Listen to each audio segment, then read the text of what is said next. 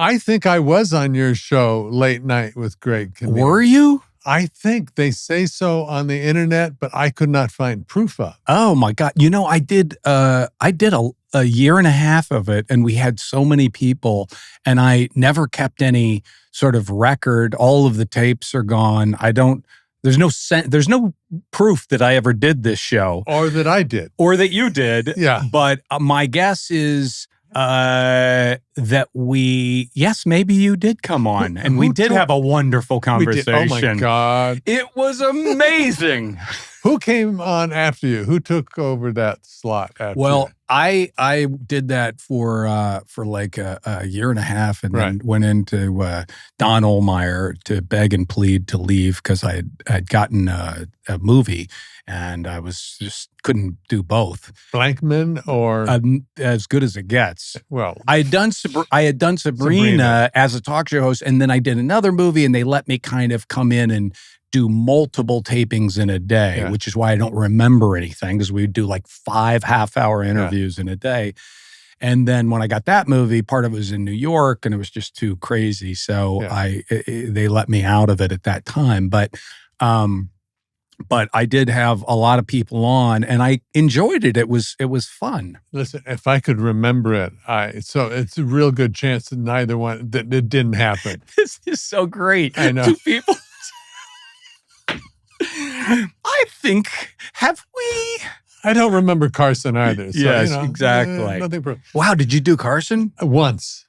That is where Damn it!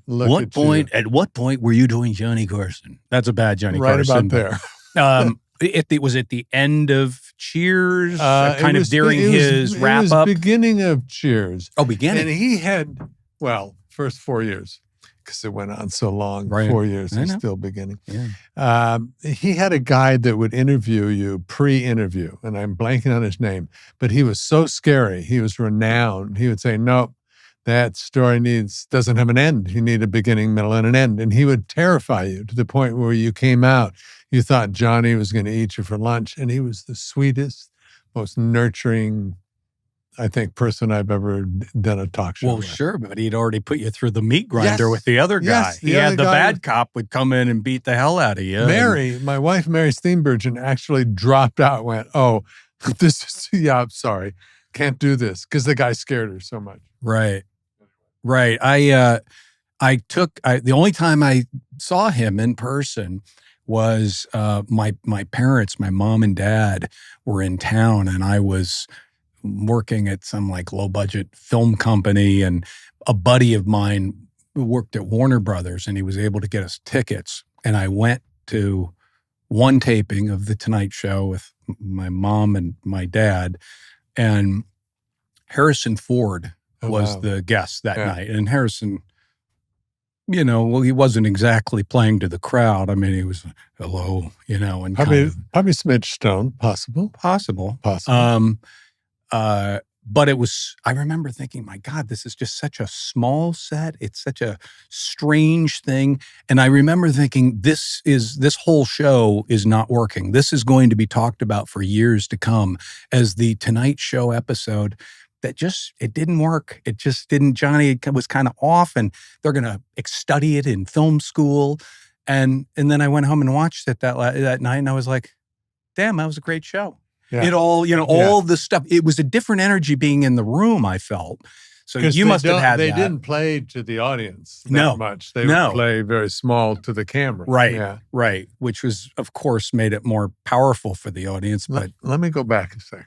First, I'm going to fluff you up a little bit, which is also true. You're one of my favorite kinds of actors because you're like a leading man character actor.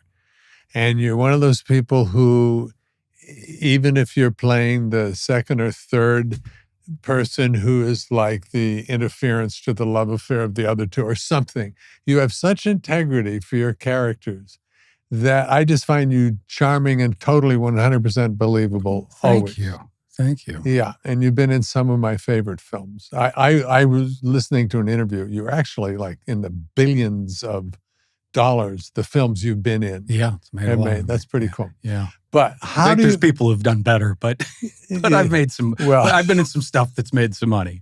Yeah, not me, film wise. But anyway, no, you've not really made your mark in show business, Ted. Yeah, why did I go there? Sorry, I'm huge.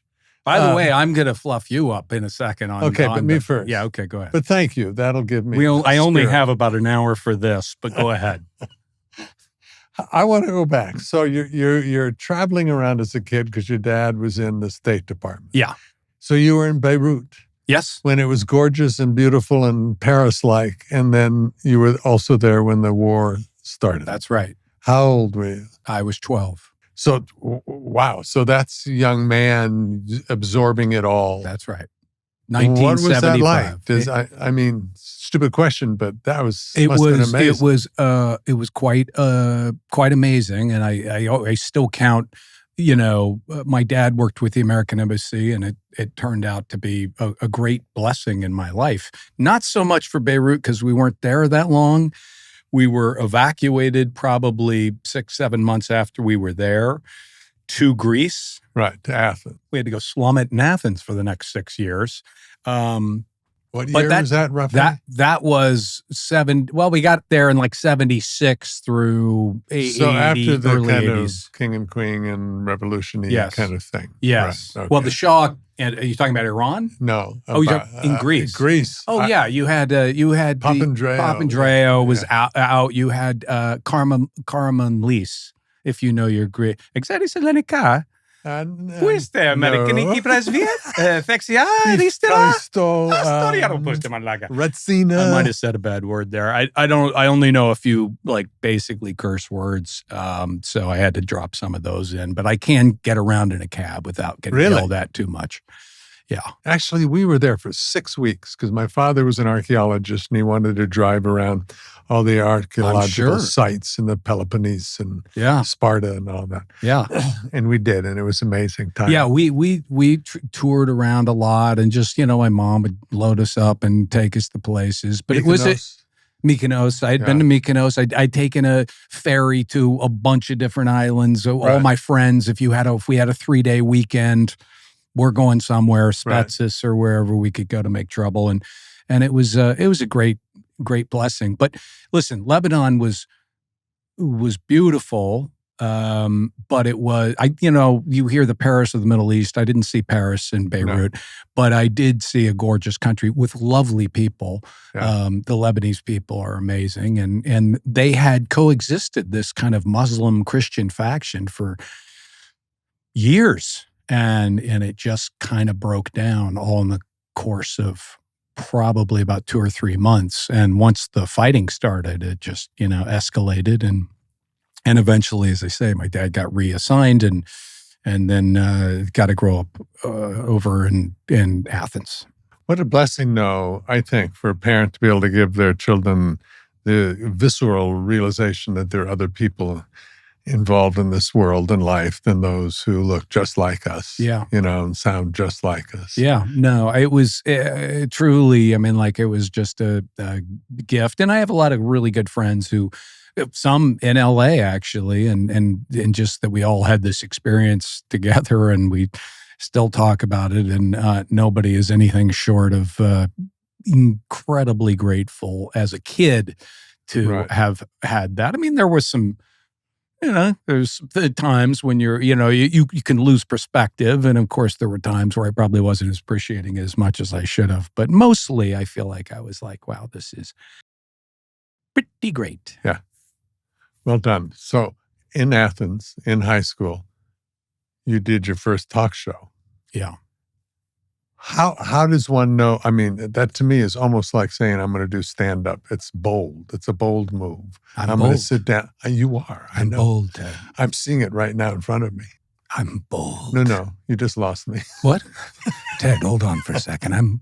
I'm bold. Yeah. Am I to you or to should I play to the camera? You don't give me any direction. Oh, God. I'm going to have to start covering. All right. I don't really know him that well, to be honest. We spent a wonderful half hour of television together. How did you go, oh, you know what? I'm going to do a radio show. You know, there was a guy, God bless him. He was graduating. He was a year or two ahead of me, I guess, in high school. And his name was Tanner Parsons. Hello, Tanner. And just, I don't know why. I mean, I wasn't exactly the class cut up or anything, but I was, I was kind of, I wasn't like theater kid, but I did a little acting and I was kind of like joke around a little bit. But for whatever reason, this guy came up to me one day at lunch and said, "Hey, I'm graduating." And I was like, "Yeah, well, congratulations on that." And he said, he goes, "I do this show," which I kind of knew about. Actually, I think I did know about the show because it was kind of a thing. He had a weekly radio show at the Armed Forces Air Base in Athens, which has since been closed down. And it played all over Athens. And, it was pretty good output on that station. And they had this one little hour that they devoted to one kid at the American Community School, ACS Athens, that would do this show called School Days. And he was graduating. He said, "You want to do it?" And I said, "Hell yeah." So I went down there. He gave me kind of a run through. It was kind of like this. You'd be happy. She wanted me to wear these because you would wear these. You do sound sexier. Admit it. Damn it. Hold on now. AFRTS Athens, Greg Kinnear with you on School Days along with Ted Danson. Ted, it's 75 degrees out, beautiful high, thin clouds. How are you feeling? Oh my God, you're good. Thanks. Yeah. Thanks.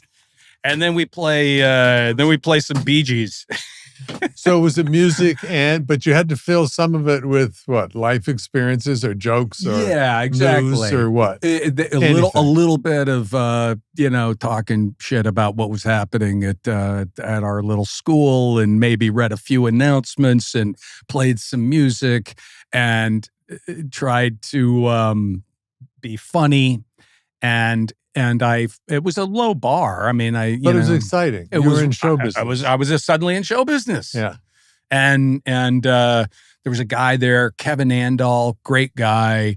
He was a naval officer who was one of the DJs there. And he was like, "Greg, this is how you have to do it." He kind of walked me through. And so, I eventually got pretty good at it. And I did it for a few years. Okay. You leave Athens and where do you go? Arizona. I went to University of Arizona. In Tucson. Yeah. My dad taught there. Did he really? Yeah, professor. Oh, God, please tell me I'm not being punked. Was I in one of your dad's classes? Yep. Oh, God. Can you get him on the phone? No. He never wants to talk to me again, I promise you. Okay. That's amazing. Wait, Your dad was in Tucson at the U of A. Probably what year were you there, roughly? We were gone. Early 80s to mid 80s. Yeah, we were long gone. Okay, so what are you doing there? Did you go? I can't remember. I went there for 3 or 4 years. I started as a drama major. I had a drama teacher who kind of said, came in and said, less than 1% of you will ever make a living acting. And mine said that too. Yeah. Did you? Seriously? It's mean. Yes, literally. Kind of like mean-spirited, angry. I actually called him out. I wouldn't call him out. I remember thinking that's what it has to be, but I don't know. I now that I look back on it, it was like, are you crazy? This is how you introduce this concept to these and we're going to study with you because you're right. It was enough for me. I mean, it really changed the course, but it's funny. Yeah. Did yours similar situation? Yeah, this is cutthroat. This is horrible. You'll have lots of disappointments. And I literally, no reason, because I had fallen in love with acting 3 months before that, nothing. And I remember saying, "No, you shouldn't say that. There are people here who really, really love acting and really want to do this. You should be encouraging us," or something. And you stayed with it. I did. Yeah. Well, I did, Greg. I mean, come on, man. Yeah. Cheers. No, I'm saying, God, how many times are we going to hit that today? No, I'm joking. I'm saying like you stayed with it because the whole acting thing came way later for me because honestly, I really did feel like listen, I also didn't need a lot to push me off the bubble. I hadn't fallen in love with it. I hadn't had an experience where I was like, oh my God, this is an incredible outlet. I hadn't, I'd done some high school stuff. I hadn't done anything in college. In fact, I auditioned for one show, didn't get it, hang in there. So I just didn't have anything that was grounded at that point. So even more vulnerable to somebody who wasn't encouraging and saying, why are you interested in this? What can you do? So good that you stayed with it, Ted. Well, thank you. Talk Soup. What happened between there and Talk Soup? Right. So I did that and then I came out to LA. I don't know why. I had a few friends out here. I worked at this a couple of different jobs, odd jobs, as we all do. Right. I sold light bulbs and I worked at a low budget film company and in the marketing department, nothing to do with film, nothing to do with what we get to do. And I, while I was there, I got an audition through a friend of a friend into MTV in New York. So I went to MTV. Remember how cool MTV was? Huge. J.J. Johnson and Martha Quinn. And, it was like kind of at the height of all of that. And I got an opportunity to go there and sit on the stairs and audition and say, hey, everybody, I'm So with that audition, I didn't get the job, but I got a nice tape out of it that said MTV audition. It looked very official. I think maybe 6 months later, there was a channel starting up here in town called Movie Time. Before E was called Movie Time, low budget film. They would basically just show behind the scenes footage or anything we could get our hands on. And they hired these 4 or 5 hosts. I was one of them, did that for 3 years. And then, that was Talk Soup. That still wasn't Talk Soup. Oh. Talk Soup, I was like almost 30 when I did that show. So that came in like, late 90s. Yeah. Or early 90s. Yeah. I guess. And then so Movie Time became E. All this consortium of companies. Remember when there was cable television everywhere and it was still trying to find its way? And sure, they had the Cable Ace Awards, but they didn't really know what they were doing. This kind of obscure channel was absorbed by Warner Brothers and all these companies, and they turned it into E. And when they did, they changed the look and the name, and all the hosts got fired. Long continuing story of me getting fired. Got fired, went off and produced some stuff, came back a year later on Talk Soup. And that was, kind of early 90s, and did that for 3 years. When you guys were wrapping up Cheers is when I was doing the show. I remember it was kind of surprising. It was like, wait, what is this? Who is that? Yeah. That was a moment for you, right? Yeah. Yeah. Not acting yet. No. But it was a moment. It's like playing a part of a host who looks at daytime talk shows. But you were funny. You were very funny. So what I'm trying to get to is, how the fuck did you turn around and get... some of the most... It's in there. It's got to be in there somewhere. No, it is. But you went, I know Blankman, but you went Sidney Pollack. Yeah. That wasn't that long from Talk Soup, was it? No, it wasn't. I started Talk Soup and I did it for a year and a half. Bob Costas was leaving later, which was on at 1:30 in the morning, late at night. And that was a talk show, which apparently you came on and I talked to you and we had a great conversation. Unbelievable. And while I was doing that show and doing Talk Soup, Sidney Pollack called my agent.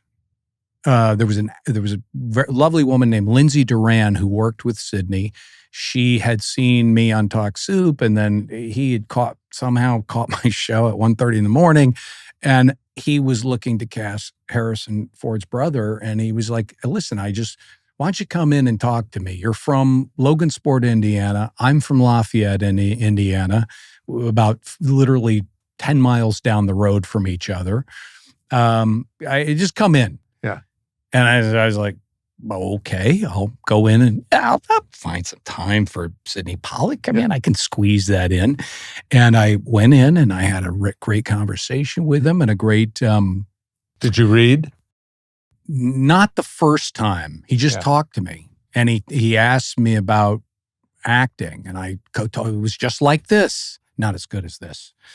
And then he said, well, look, why don't you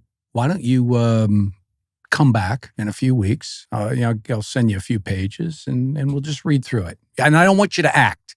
He said, I don't want you to act. If you're going to act, don't come back. And I was like, I'm not going to act. And then I went back, a few weeks later, and he read Sabrina. It was just at his desk. I mean, he just literally read off the page, and I read it. We did it a couple of times. He said, well, try it a little bit this, try a little bit that. And then he was like, great, thanks for coming. And that was the end of it. I was asked back again, and this time right away. I was like this. Yeah. I was like, every time I left, I was thinking, great to meet Sidney Pollack. Yeah. That's as far as it's ever going to go. Yeah. Then great to have gotten to read with Sidney Pollack. That's as far as it's ever going to go. And then I get the call, we're going to put it on tape.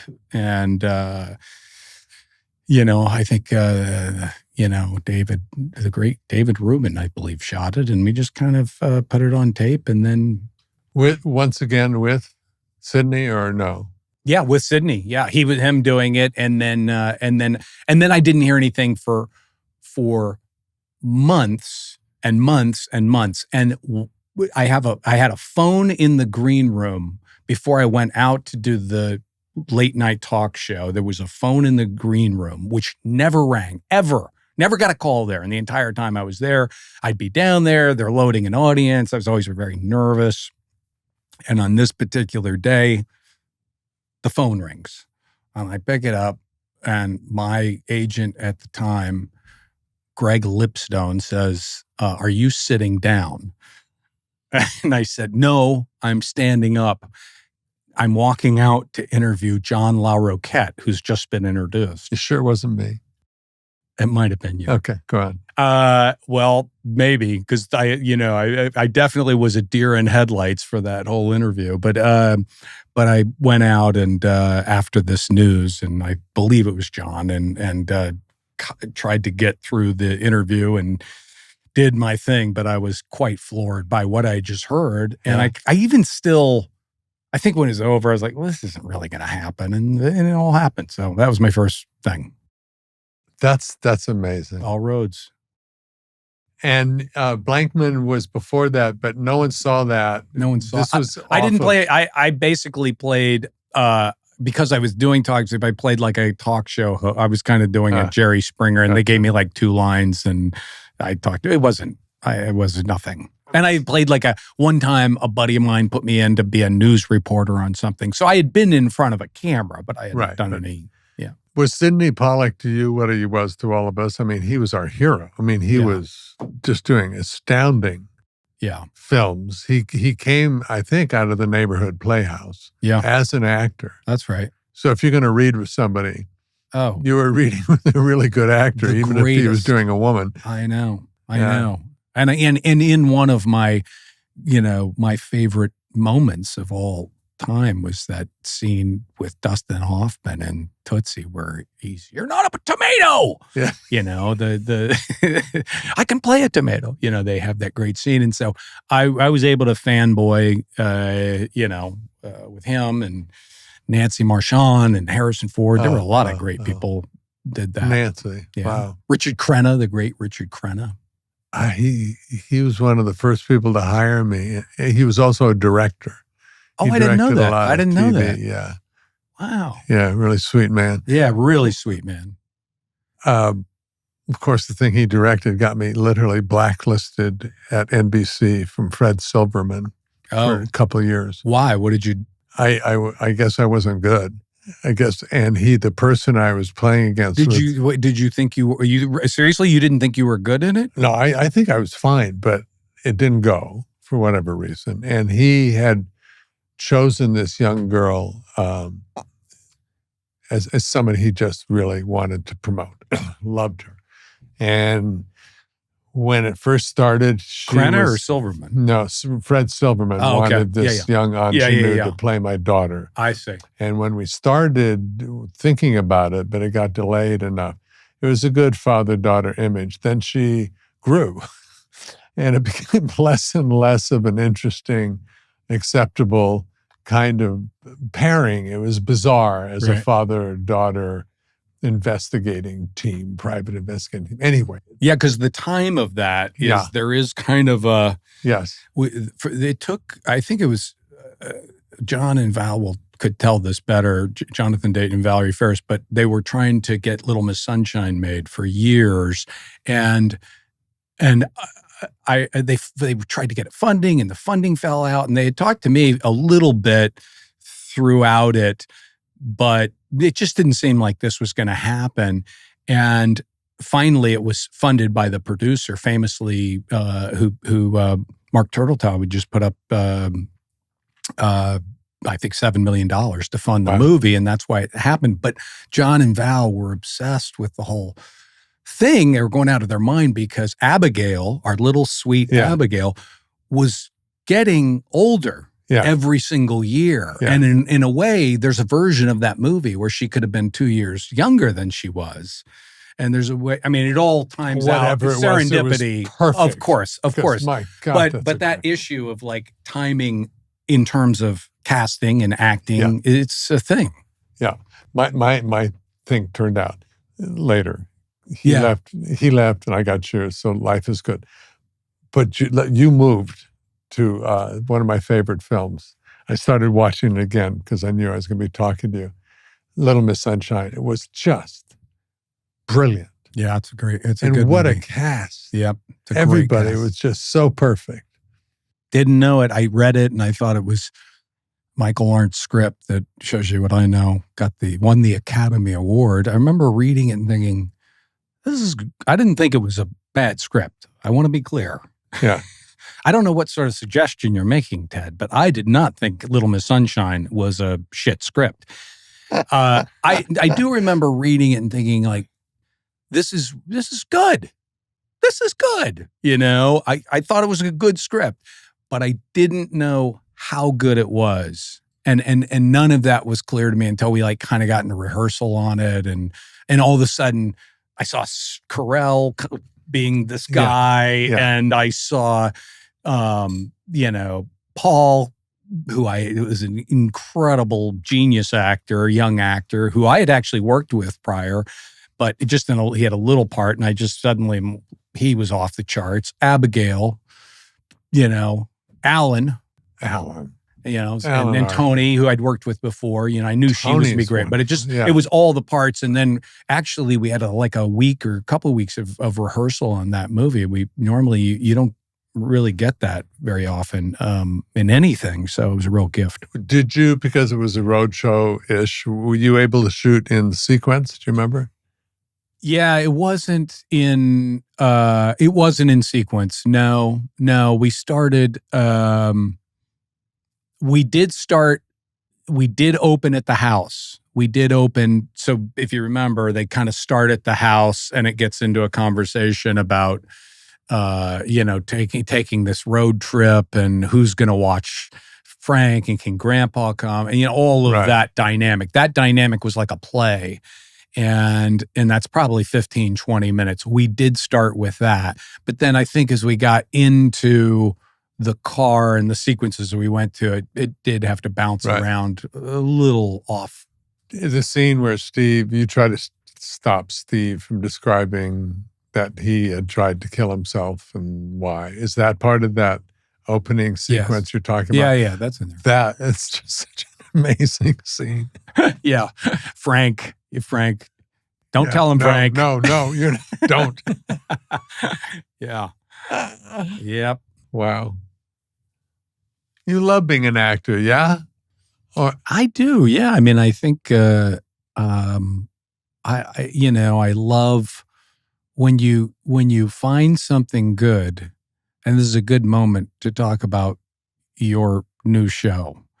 which I saw on Netflix, and you are so great in that show, and in terms of there's so much nuance in it, with the kind of the history you have, and kind of your own, Right. your own sort of fears that are established early on, and your own kind of vulnerability, and then it's funny as hell. It's written so well. So well and written. Man on the inside. Yeah. Mike Schur, who did The Good Place and so many other things. He basically started, I think, with The Office. Yeah. And I've been told you don't introduce him to any other actors. You keep him all pretty much to yourself. That's what I've heard. I mean, like if you wanted to just throw a guy a bone or something. I'm just saying, you don't have to. No. I don't think you're right for his No, stuff. Of course not. I understand, and I wouldn't suggest otherwise. I mean, I will suggest it. No. Actually, let me tell him about you. Keep him to yourself. I would, if I was told you can only work with Mike Schur for the rest of whatever you got. Yeah. That actually is my plan. I would love to work just with him. I love that he's doing something purposeful. He's doing something where I get to be 77 plus and still get to play the tall guy, and it's a blessing. Yeah. And he's talking about good stuff. Well, talking about good stuff, yes. And then also, and just the rhythms and the storytelling, never at the expense, always allowing for the joke, but never reaching. Yeah. It's just, what a gift. I mean, Mary and I just finished the second season. Do you know, have you ever met my wife, Mary Steenburgen? I don't know if you I think she did come on my talk show. Oh, great. And you remember her, I'm sure, right? Great. Just great. Maybe I don't remember the guys. Yeah, maybe that's it. Because we wouldn't go out with you afterwards. No, I do think Mary might have come. I don't know. It's all it is buzz. A blur. When you've done, it's a blur. People are going to think this is crazy, but you do know, right? Oh my God, yes. We're allowed this. It is not just age, but when you've done, you've worked with how many guest stars or over the years. It's like it's a million things flying past the. And I am a little self-centered. Self-absorbed's a better word. And you are again? Okay, the director. Interesting. Okay. Remind me, did you like my work? Oh, good. Yeah. Yes, I do. You did. What is your name, sir? Interesting. And where are you? Before we get to where you're from, what of my work did you like? Interesting. When did you get married in all of this? I married in Helen in 1999. Yeah, it was 1999. So we just came up on 26 years. Well done. Thank you very much. 30. We're approaching. No, 30. We're doing 30 in October. Yeah. Well, we dated for 5 years before. 5. It's a long, as the kids point out, it's a long drag out. Yeah. Get to it a little bit, but So I guess we're in the 30 range. Well done. Yeah. Thank you. Done. Very lucky. British. Yes. British, beautiful, Does she lovely. still have her passport? And can you everybody in the family has 2 passports, including you? Other than me. Oh, you're screwed. So I'm screwed. So we get there, and everybody just goes through that line, and they'll see me in 45 minutes, kind of coming through the loser aisle.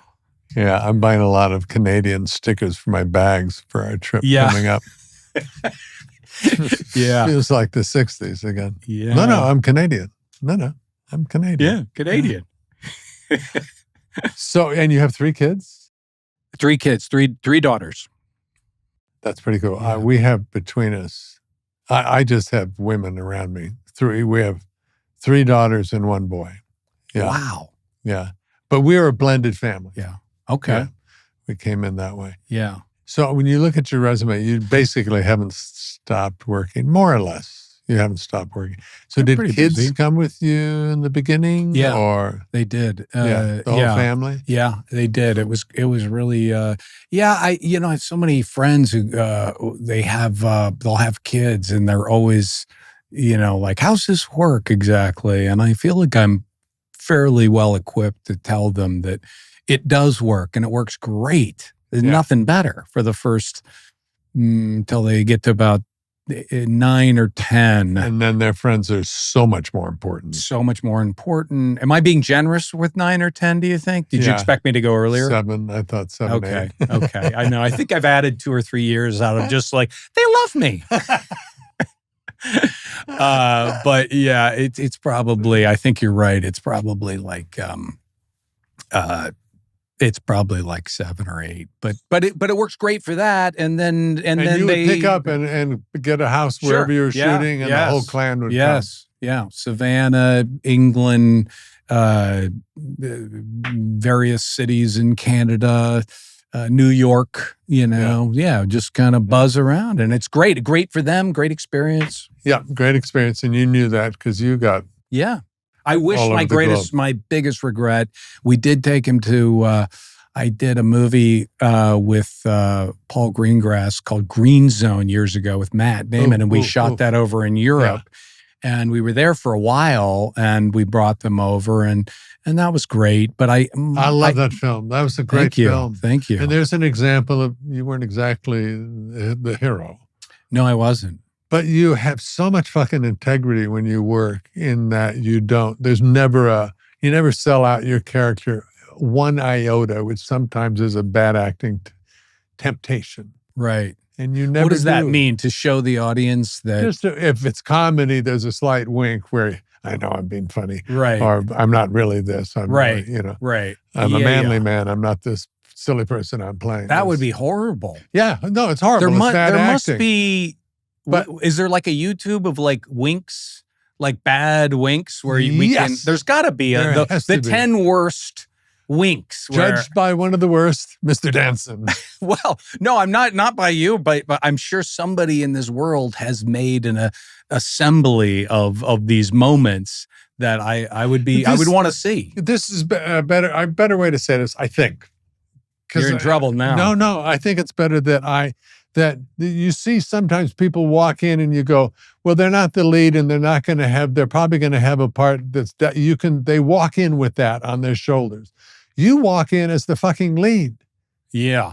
Even though it turns out you're not. Right. You have that energy. And that's what I admire. That's what I'm talking about. Thank you. Yeah. Thanks. Yeah. And it was a really good movie. Yeah. And for that time, especially, where we were all feeling that. Yes.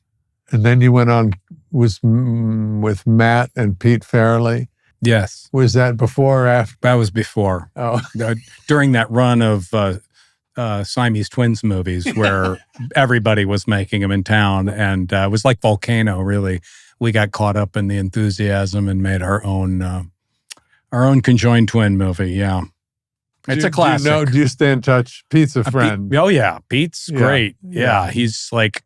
It was so funny because he would come up to us and be like, what why are you guys, you're doing the, it was just funny because he would come up to give you direction, and he would be talking to Matt, and I would be like this, and then I'm like, anything from me? And he'd be like, yeah, just try to, and then Matt say, what about the and then so it literally, that was I did massive back damage on that show. How were you connected, just wardrobe? Oh, it was a very scientific process, as you would expect from the Farrelly brothers. We went over two belts. Yeah, we went to their office, and they got like a piece of Velcro and wrapped us around and put a shirt over us and said, yeah, we'll do it like that. And I was like, yeah, Pete, Pete, I do this. Pete knows I do this, but my Pete Farrelly impersonation is, I only say one thing. Pete Farrelly. That's good. Pete Farrelly. I don't know where it comes from. Boston? Yeah. I love Pete. Yeah. And Bobby. They were lovely to work with and funny as hell. Yeah. I think we need to talk a little bit about Smoke. Okay. Because that's out there. Yeah. Still drawing a lot of big crowd numbers kind of thing. So tell me about it. I think it's number 2. I only got to get into it a little ways. Okay, that's all right. It's It's 9 episodes.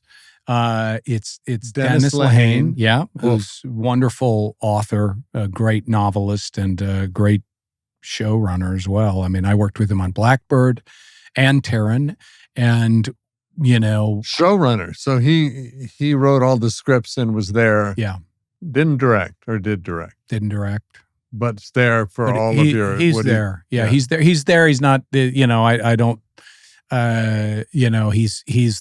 He's the hand behind it all, and was both with Blackbird and with Smoke, and I've devoured his books for years, and his books are great, and I'm just such a fan, just on a reading level.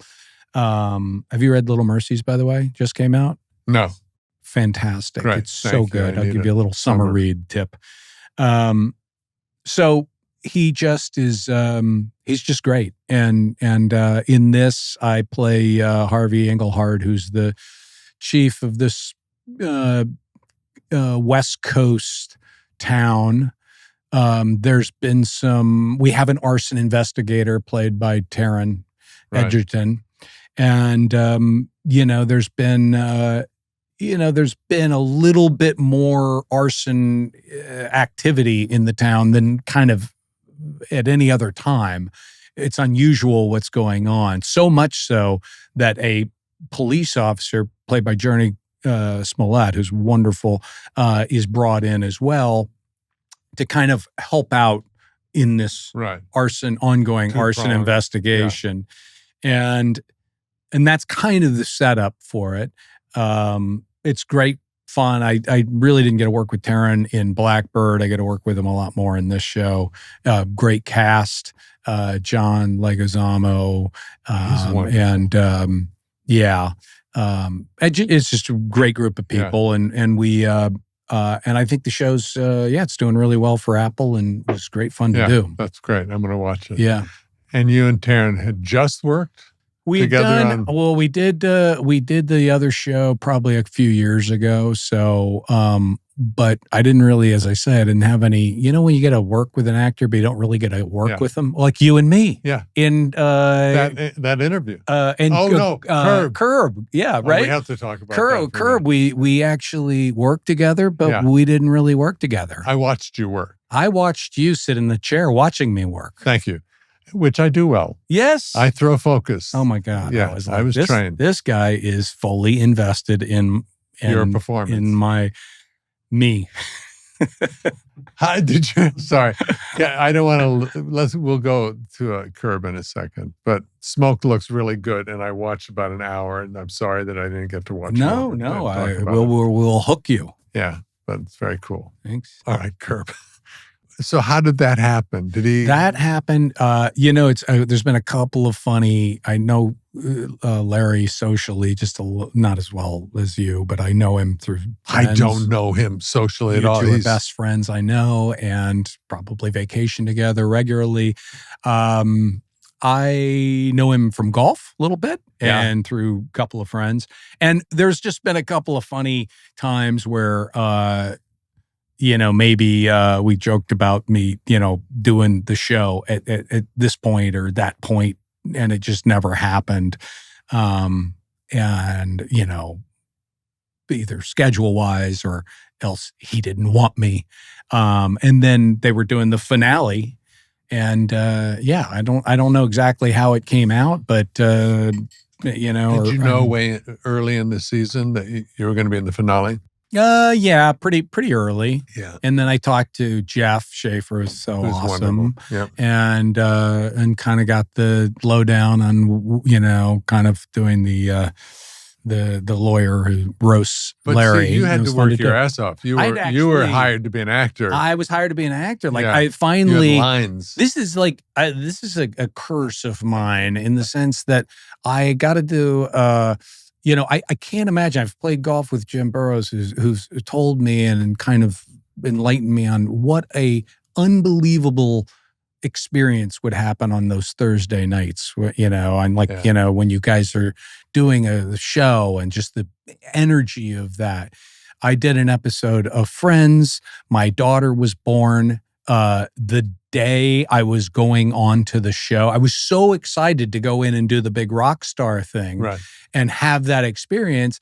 And of course, foiled by, the kids and birthing of children and whatnot. So I missed that. So this was kind of similar to that in the sense that I thought I was going to, get the experience and, I was going to actually get on Curb and do the thing that everybody gets to do, which is, you do the riff and not learn lines. And why should I get more water? I want some more, and you get to, and you get to just riff. And of course I had the opposite job where I actually had to say you were really good. Meaningful stuff. You were really good in that. No, thanks. So you learned well, which leads me also to theater. Dear God, man, you got balls. You really do. Off you went. Have you done a lot of theater? No. Any theater? No. How did they know you could do it? We're talking about you playing Atticus Finch. I don't know. It came from Scott Rudin, and he reached out and I'm sorry I didn't see it. I bet it was amazing. Well, you and millions like you, because we got blown up by COVID. So we did. I did literally, when I say a handful of shows, I mean a handful. Oh, and nuts. we had. And then they closed it, and it's never opened again. I shut the show, the greatest successful play of all time, destroyed by me. No, it never resurfaced. And I hope, I don't know. I've heard I don't know what the politics of it all are in terms of not positioning that kind of 4-quadrant, great, beautiful show that Aaron wrote, him and Scott. I don't know. But at any rate, it's a. Did you have enough of it under your belt that you felt the play? I got the whole experience of. It's funny. Larry was saying to me, because he had just done his play, which he hated. And he goes, "Let me understand this. You got to rehearse it. They put your name in lights. You got to go to the show. You do it, and then you're done. You didn't have to stick around for 6 months." He was like, "That's the greatest gig of all time." And maybe he's right. I don't know how I would have felt about it if it's hard. It's definitely hard. To keep the stamina and all this stuff. I never got the experience of that. Had the family there on opening night and got the whole fun of it. But it was also a shame to not get the full run of it. Right. But I love the show, and I love what Aaron did with the show. One of Mary's dear friends later in life was Gregory Peck. And to that day, wow. I always think about. Did you ever meet him? I did. I got to hug the man. Wow. Did he know you I'm were going to hug you too when this is through. He know you were going to hug him, or was he like, no, hey, Ted's you're coming not going at to know me? it either, man. You just come. I come. So I'll be doing this. Oh, you're not a hugger, are you? Hey, get in here, Ted. No, that's not true. He loved it. I'm a hugger. We're going to hug it out. Come on. Thanks, man. I'm sorry that didn't happen, because I bet you were great. I'll bet. That part. I felt it felt great, and I, as I say, I loved the show, and I loved the. They had a wonderful cast. We had great people to work with, and obviously it's at the Schubert. You've got 1,400 beautiful seats. I mean, it's wow. If you're going to do a show, that's did you do a handful? Did you do? Yeah, like literally a handful of shows, and some of them were like kind of test shows before we did the premiere, and then we had like a couple of shows. What was happening right before, because I was taking over. Jeff had come back. It was late in 22, and I was going to do that stretch, that 13 weeks leading into the new year. And I just couldn't do it because I was working with Lahane. And so Jeff came back to reprise his original performance and just came in and did 13 weeks, which brought him to, I don't know, January 3rd or something like that. And then the new crew, including me, is taking over at that point. Right. So the rehearsal was kind of November, December-ish. And I was going in and hanging with Jeff just back in the green room and watching him, and he was off the charts amazing at this and knew it so well at that time. He'd be like, now you're going to hear a gun. You'd hear the gun, and he'd just walk me through backstage all of the pre-game setup for the show, which was really interesting to see. And then for the 3 nights or whatever we did this, every night somebody would come in and hand him a piece of paper and he'd be like, oh, we just lost 3 more crew people. And these COVID cases were popping in crazily. And I remember at one point he says, I feel like I'm on the last chopper out of Saigon. And I was like, yeah.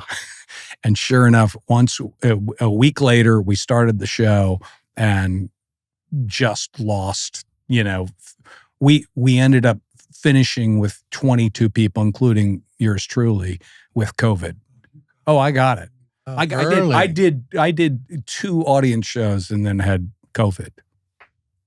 Wow, that's early COVID. That's scary. Yeah. Who knows how and this that was goes. their second bout. Remember when New York, it started to heat, there was the first one and, that we all went through in 21. Yes. But we can and then if you remember, we made it through the year and then kind of seemed like 22, we were all going to be okay. Yeah. And then at the end of 22, it was like, no, we're not all going to be okay. And it was right back again. Yeah. Would you practice voice at work or anything? You go out to do cheers before a show. We just walk out and anything to it beforehand? We were young and very rock and roll, and it was not disciplined theater-like moments. And by about the 5th or 6th year, you also knew that any mistake you made, the audience would love. And there'd be huge laughter. Almost to the point where it's hard not to make a mistake. Not to, yeah. And we also, people would say, how do you keep something fresh after 10, 11 years? And you did it by not really learning your lines. Right. The more that is a tricky spot, right? Yes. Where if you know something too well, it makes the engineering of it just so much harder and effortful to try to deliver versus I get the notion of just the less you know, the better. Theater usually is you rehearse and you go on these peaks and, I got it. And then you suck for long. Then I got it. And you suck. Yeah. And hopefully you peak on opening night. Yeah. And it's like, and then you keep discovering as you go. But for Jimmy Burrows, who you play golf with, used to say, I'm training comedy commandos. You only have to, I don't care what you do during the week. Just show up for shoot night.